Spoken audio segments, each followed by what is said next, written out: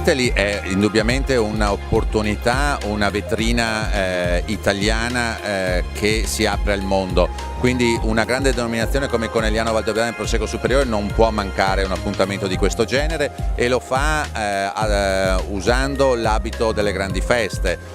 Tutti i produttori partecipano a questa angolo di degustazione proprio con le loro selezioni, con il loro lavoro di un anno che portano orgogliosamente a questo tavolo, e per lo più il consorzio, oltre a tutta quella che è un'attività di tutela e valorizzazione per la denominazione, vuole dare anche un'opportunità alle piccole aziende, a quelle possibilmente giovani che si affacciano al mercato, di supportarle con dei servizi, proprio perché conoscano il mercato e possano incrementare la loro vendita e la conoscenza nel mercato stesso. Il ruolo di un consorzio che rappresenta la quasi totalità dei produttori del Conegliano Valdobbiadene sia proprio quello di basare la sua azione sulla conoscenza, far conoscere. La gente, dal mio punto di vista, i consumatori possono scegliere quello che vogliono, però deve essere una scelta basata sulla conoscenza e non sull'ignoranza.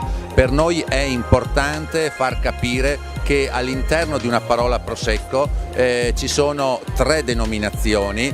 Ricordo Conegliano Valdobbiadene, la terra dove è nato il successo del Prosecco, Asolo Prosecco di OCG e Prosecco DOC, la grande denominazione dal 2009 che comprende le 9 province tra il Veneto e il Friuli. Credo che conoscere è fondamentale per poter scegliere consapevolmente. Questo è lo sforzo che sta facendo questo nostro consorzio.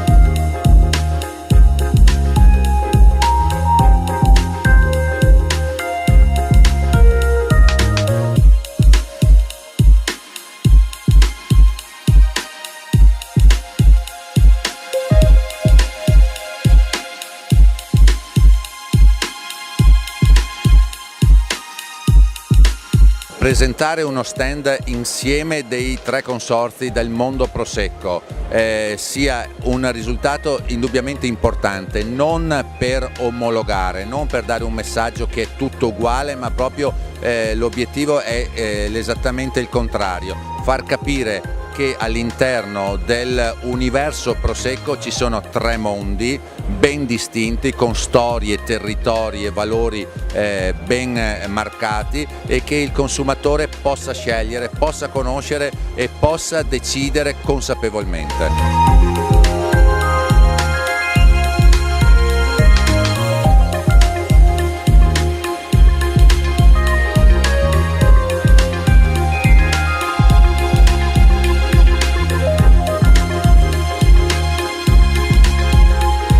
Voi siete dei ragazzi che stanno frequentando il 6° anno, come avete vissuto questo percorso formativo e che cosa vi sta dando questo ultimo anno di lezioni?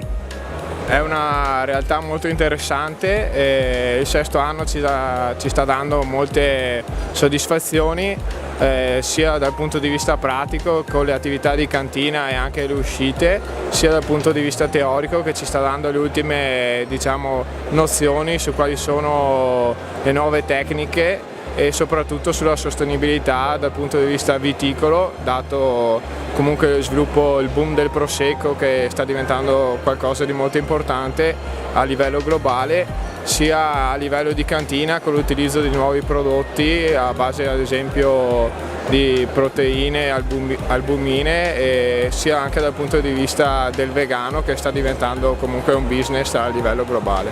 Ecco, l'aspetto della sostenibilità, come la vedono le nuove generazioni? È un aspetto su cui puntare o forse c'è ancora qualche difficoltà? Sicuramente è un aspetto su cui puntare, perché le nuove generazioni comunque hanno una gamma, una vista più ampia rispetto alle vecchie generazioni che magari sono più focalizzate sulle tradizioni, e quindi secondo me è un punto su cui puntare, e quindi la sostenibilità sicuramente sarà un punto forte del Prosecco negli anni futuri.